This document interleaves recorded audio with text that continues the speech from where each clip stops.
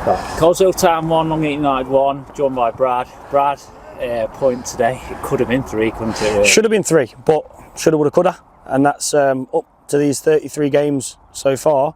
It's kind of summed us up this year. But what it does show is if we click in that final third, we roll teams over comfortably. We've come away from here and the better team hasn't won. And we've came up against a good side because they're fifth in the table. But this is why possibly we're so frustrated as a group, and maybe a few things boil over a little bit today within the group, which I don't mind. I don't mind certain parts of it. I don't like some little parts of it. But if we keep that intensity now, as I've just said to them in there, we're the only team in this league that's got a body of work previously that shows that you can win 9 games on the bounce. And we've got 9 games left. We've taken 27 points from 27 before, and we'll certainly have a good go at doing that for the next 9 games. Looking towards the end of the game, I mean, as you just touched on, we were against 5th place, but we was really the team that was going for the win at the end, wasn't it? I think from the first whistle. I think Skip's hit the nail on the head in there. Like, you can never moan in this team as a forward player about not having enough football, because we keep majority of the ball all the time. I know these like sometimes to think that they're another footballing side, but that's what we do.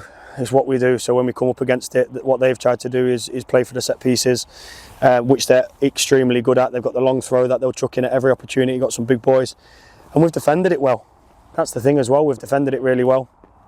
And then the main body of the game is all us, and that's what's frustrating, because when we're on song, if the main body of the game is us, we score 3, 4, 5, not 1 or 2. We score 3, 4, 5, and with a little bit of luck, and it kind of sums up our luck. Their goal, yes, it's a breakaway. King is that made a great save. I'm not sure if the kid's offside or not.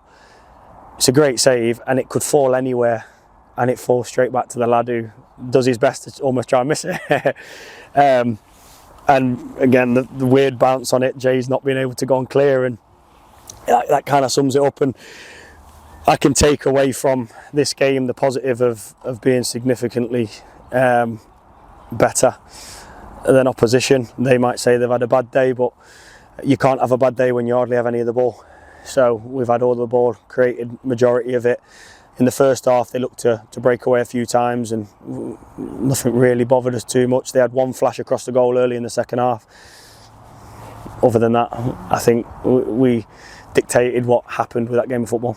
Yeah, our goal then, really nicely worked goal, wasn't it? Yeah. With a really lovely ball into the box. Mm-hmm. Taylor knocked it down, Cottrell with a good finish, and I think Taylor and Booch, Cottrell, 2 unsung heroes really combining for the goal. Listen, not unsung in my eyes.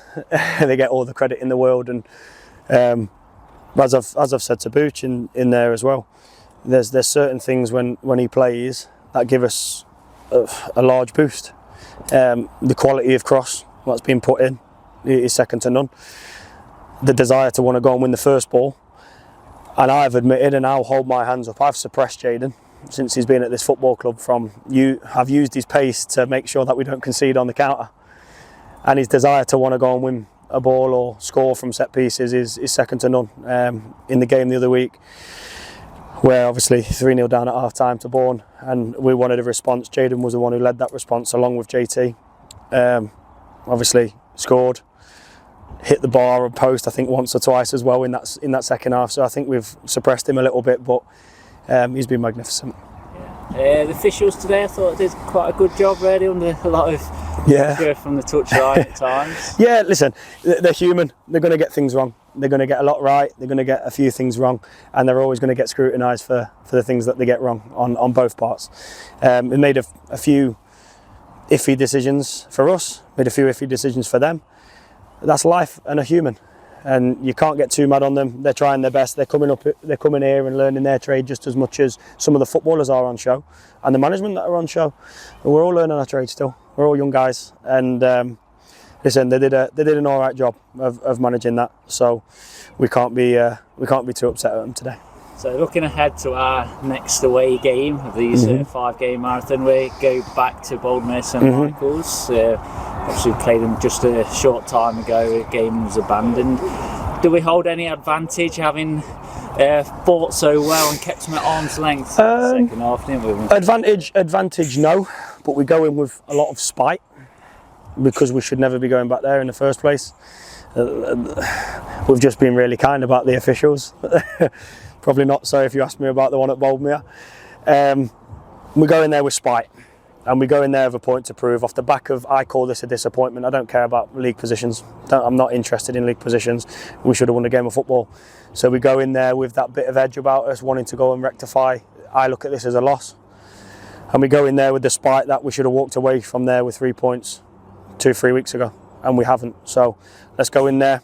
And as I've just said to you before we came on this, one thing I'll never do is set a team up to lose anywhere. I'll always set a team up to go and beat anyone that's in front of us. So we'll give it a good go.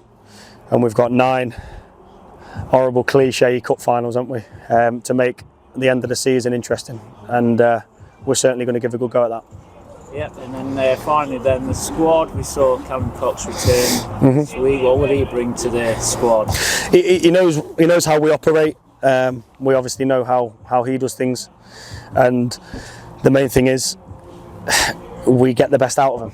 It's as simple as that. He's gone to Baseford, he's gone to Eastwood, and unfortunately sometimes things just don't work. But for some people it's more of an environment suits, and I think this environment gets the best out of him, and I think we'll see from now to the end of the season getting the best levels possible out of him again.